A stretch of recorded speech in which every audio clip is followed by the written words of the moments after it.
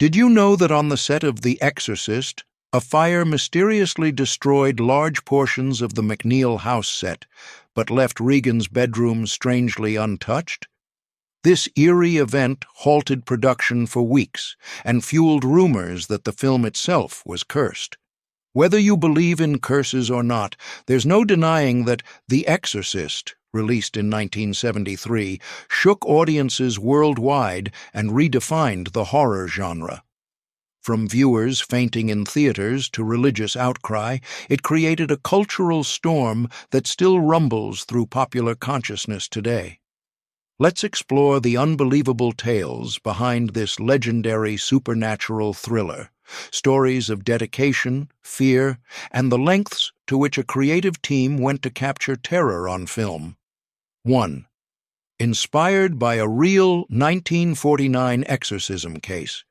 The genesis of The Exorcist can be traced to a 1949 newspaper article about a real-life exorcism in Maryland. Author William Peter Blatty stumbled across the story, which detailed a possessed boy and the priest who battled this supposed demon. Captivated, Blatty spent years obsessing over the subject, wondering how society would respond to such an event in the modern age. Eventually, he channeled that curiosity into his 1971 novel, The Exorcist. Few believed that a tale of demonic possession, told with such brutality, would become a phenomenon, but it soared on the bestseller list. Soon enough, Hollywood beckoned, determined to adapt it for the big screen despite the novel's unsettling content. 2. Friedkin aimed for realism over spectacle. When William Friedkin, fresh off his success with The French Connection, signed on as director, he had a mission. The film must feel absolutely real. He rejected the idea of over-the-top special effects or stylized monsters. Instead, he wanted documentary-like authenticity, where the terror seeped from everyday normality turned upside down. Friedkin's approach unsettled many cast and crew members, as it meant pushing them to their emotional and physical limits in pursuit of believability.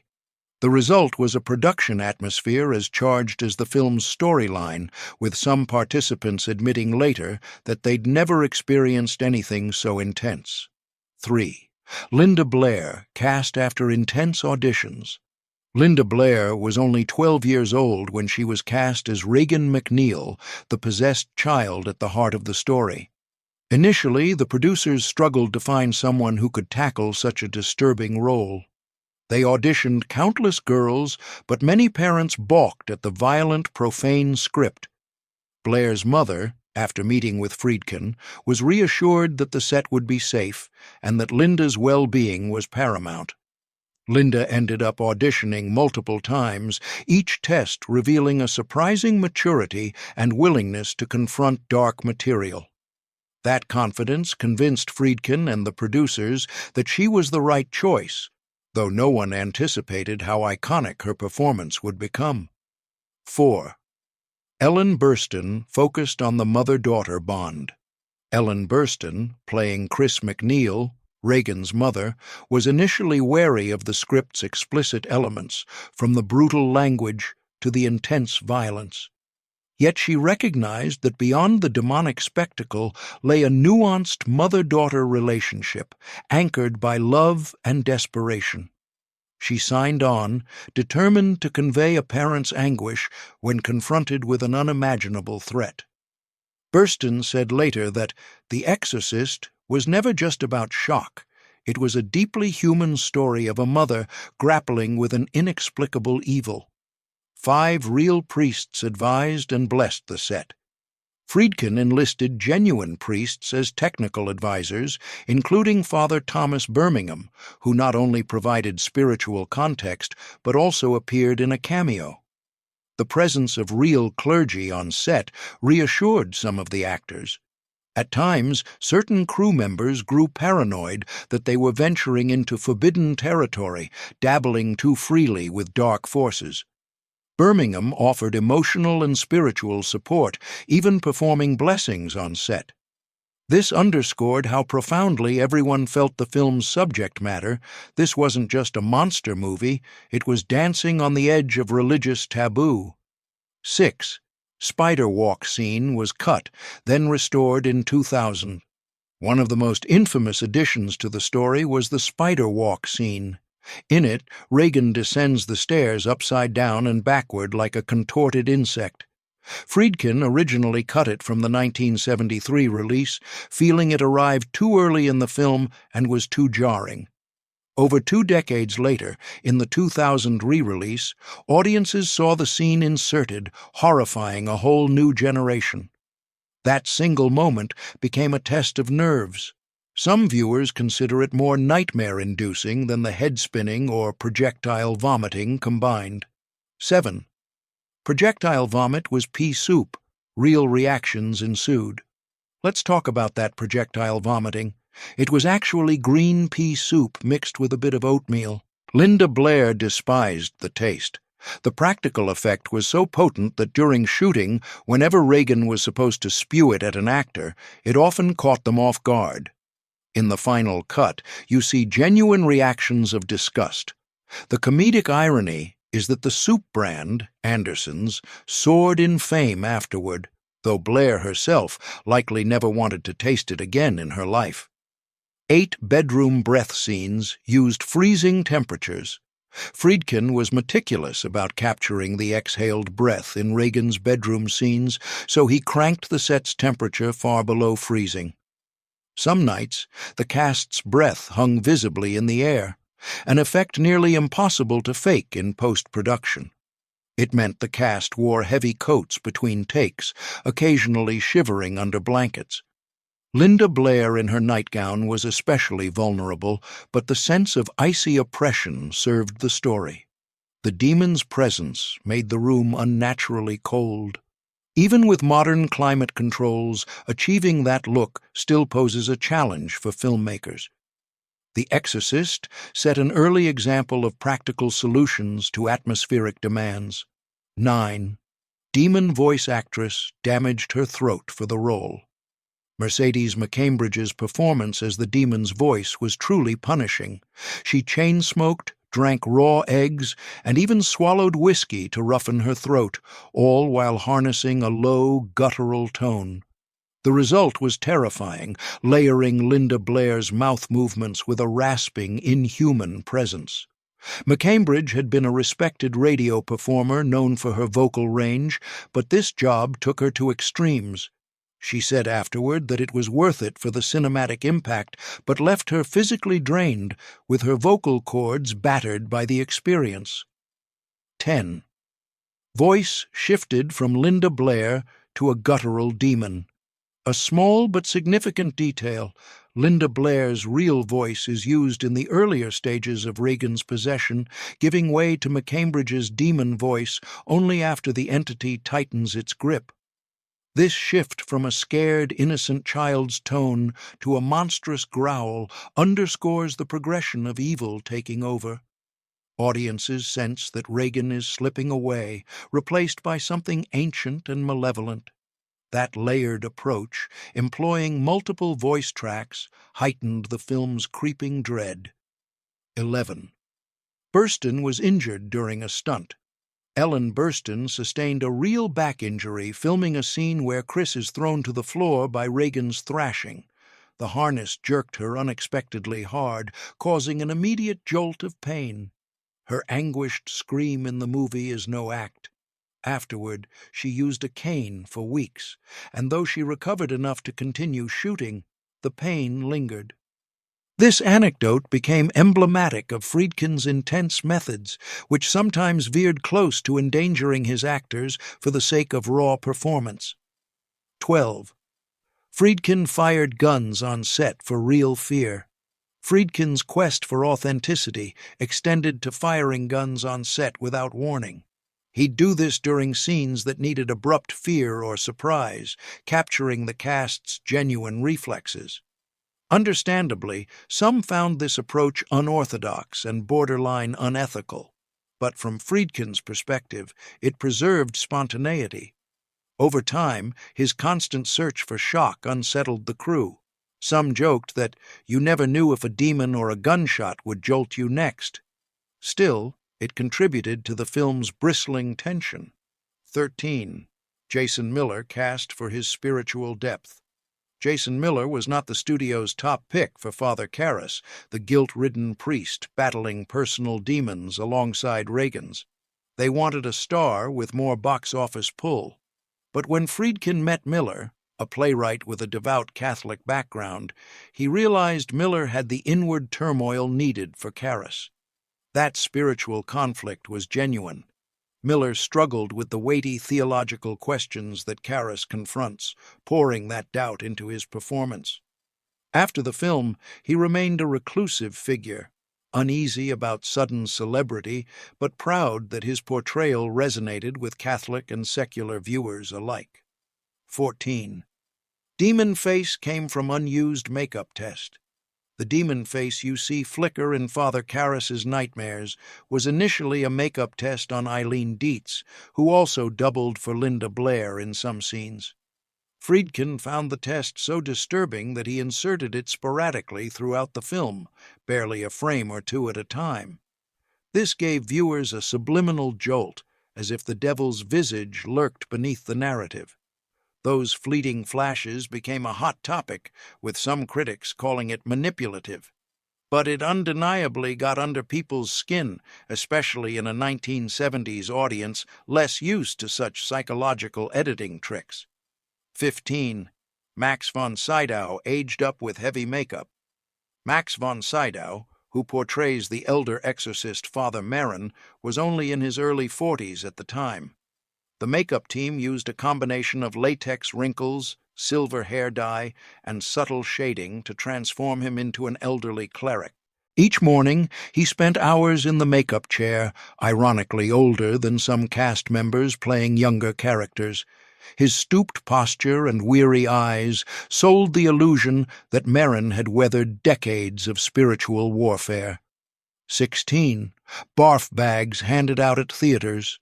On opening weekend, some theaters gave out barf bags, anticipating audience sickness. News stories reported fainting spells, people stumbling out to vomit, and paramedics on hand to treat panic attacks.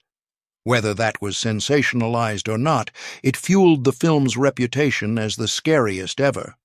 Lines formed around blocks, with viewers comparing notes on who could handle the film without fleeing.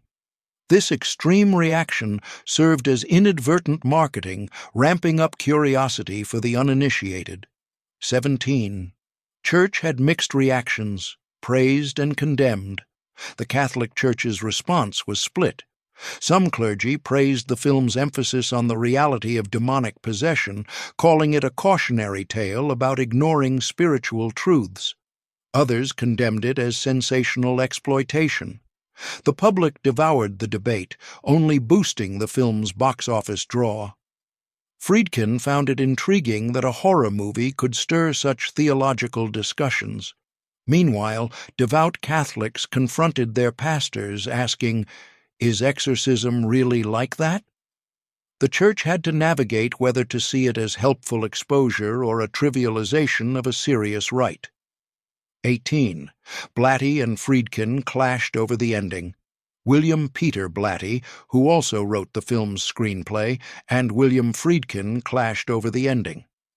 Blatty wanted a more hopeful note, an affirmation of faith. Friedkin envisioned a raw, abrupt conclusion. In the final compromise, the ending leaves a feeling of cautious optimism tinged with sorrow. Father Karras's sacrifice stands as an act of redemption, but the emotional wounds left behind remain deep. This balance mirrored the novel's essence, mixing heartbreak with a sense of spiritual triumph. Won 2 Oscars and earned 10 nominations.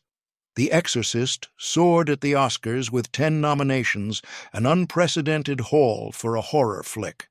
It took home 2 wins, Best Adapted Screenplay for Blatty and Best Sound. Some members of the Academy found it too intense to watch, but they recognized its craftsmanship. That year was full of strong contenders, yet The Exorcist managed to crash the usual drama or musical party. Its presence at the Oscars was another sign that horror could be more than cheap thrills. It could be respected art. 20. Natural lighting heightened the horror atmosphere. Cinematographer Owen Roizman's approach was all about naturalistic gloom. He favored minimal lighting, allowing shadows to cloak entire rooms. Scenes set in Regan's bedroom often used a single overhead lamp or the flicker of a bedside table, intensifying the claustrophobia. This subtle, low-light style put the audience's imagination into overdrive. Where lesser films might have added layers of gore, The Exorcist thrived on half-seen shapes and creeping dread, making every flicker of light or distant moan feel crucial. 21st. Cursed set rumors spread after accidents. Rumors circulated that the film was cursed. Beyond Linda Blair's injuries, multiple crew and cast members reported freak accidents, fires breaking out on set, and even unexpected family tragedies. One highly publicized event was a mysterious blaze that destroyed much of the main set, except for Regan's bedroom, which remained untouched. Some saw it as an omen, fueling tabloid headlines about the devil punishing Hollywood for dabbling in dark subject matter. Producer and devout Catholic Blatty arranged blessings on the set, though whether it pacified any spirits is up for debate. 22. Blatty accepted Friedkin's chaotic style. Tensions flared between Blatty and Friedkin as filming stretched on. Blatty wanted to protect his narrative, while Friedkin often improvised, shocking cast members for raw reactions. After seeing the final cut, however, Blatty conceded that Friedkin's method, though chaotic, gave the film unparalleled authenticity. They made up, recognizing that if not for their combined efforts, The Exorcist might have been a milder, forgettable movie. Instead, it became a phenomenon that left no viewer unscathed. 23. Subliminal demon images stirred debate. Those subliminal demon images remain a hotly debated element. Friedkin inserted super-quick frames of a white-faced fiend. Some see it as borderline manipulative, tapping into subliminal fear. Others praise it as a creative stroke that unsettles viewers on a subconscious level. Friedkin acknowledges it was meant to keep the demon's presence lurking everywhere. Even without Regan in frame, the evil is there. Many audiences only realized the frames existed on second or third viewings. 24. Linda Blair struggled post-fame and was typecast. Linda Blair's post-Exorcist life wasn't all success and glamour. She was typecast as the demon girl, overshadowing her potential in other roles. Worse, some viewers confused her with her character, bombarding her with fan mail about exorcisms or religious questions. She once described it as living with a ghost of my character. She also faced critics who attacked the film's morality. Through it all, Blair tried to remind people she was just an actress. She also embraced philanthropic works, shifting public perception of her from possessed teen to compassionate adult. 25. Real priest O'Malley added authenticity. Father William O'Malley, who played Father Dyer, was a real Jesuit priest. He returned to teaching after the film. Students teased him about fighting demons, though he'd modestly shrug it off. O'Malley's presence lent credibility to the scenes, as he sometimes corrected how priests would hold a rosary or recite certain prayers. Freed from Hollywood stereotypes, it gave glimpses of genuine religious ritual, a dimension rarely seen in mainstream horror. 26. Final Exorcism expanded after test screenings. Early test audiences demanded more exorcism scenes, complaining the build-up overshadowed the payoff. Friedkin, listening to feedback, expanded the final exorcism sequence, intensifying the demon's fury and the priest's desperation. This last ramp-up of horror gave the film a relentless final act. The extended confrontation with the demon made the entire journey more exhausting and, ironically, more satisfying. People left theaters shaken, feeling they'd truly witnessed a battle between good and evil. 27. Critics were split. Praise and outrage. Critical reception was polarized. Some found it manipulative or morally questionable. Others declared it a modern masterpiece, praising everything from the writing to the performances. In time, many naysayers revised their opinions, acknowledging the film's technical brilliance and emotional punch. The fiercely divided critics ironically fueled hype. Moviegoers had to see for themselves which side was right. That curiosity catapulted The Exorcist into box office records, surpassing typical horror earnings by leaps and bounds. 28. Sparked a wave of religious horror films. The taboo subject of demonic possession hadn't seen mainstream cinema treatment quite like this. After The Exorcist, studios rushed to replicate its formula, launching a wave of exorcism and religious-themed horror flicks. Few matched the original's gravitas or the boldness of directly confronting the Catholic rite of exorcism. But the 1970s became fertile ground for spiritual terrors, from The Omen to lower-budget copycats, all piggybacking on the public's newfound interest in the occult. 29. Makeup artist's son appeared in Cameo. A blink and you'll miss it cameo occurs in the party scene featuring a young actor named Dick Smith, Jr., the son of the legendary makeup artist Dick Smith, who devised the film's grotesque transformations. Smith's pioneering techniques spurred nauseated reactions from audiences, but also admiration from fellow makeup artists. For instance, he created the illusions of Regan's rotating head and facial disfigurements, layering prosthetics over Linda Blair's face in such a seamless manner that viewers couldn't tell where real skin ended and latex began. This cameo note is a small footnote in the expansive lore of behind-the-scenes wizardry that made The Exorcist so terrifyingly believable. 30. Modern directors see it as a horror blueprint.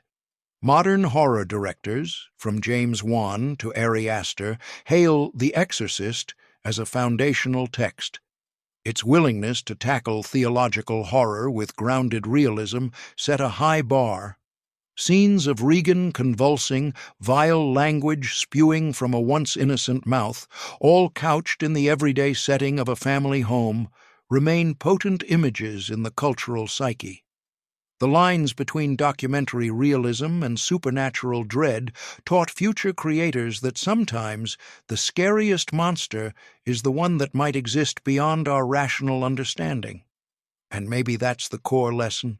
Sometimes the scariest stories aren't about monsters or serial killers, but about the possibility of a dark force lurking just beneath our everyday reality.